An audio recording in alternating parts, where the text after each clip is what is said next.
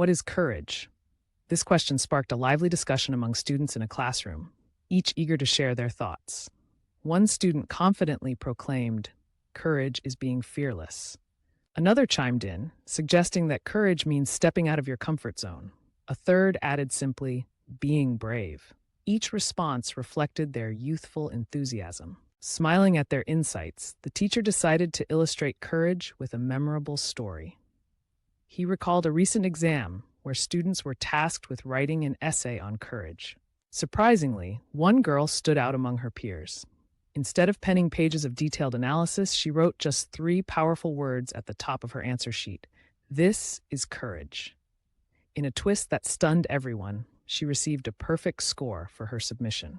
The teacher then shared his reflection on this. Courage isn't just about having a certain quality.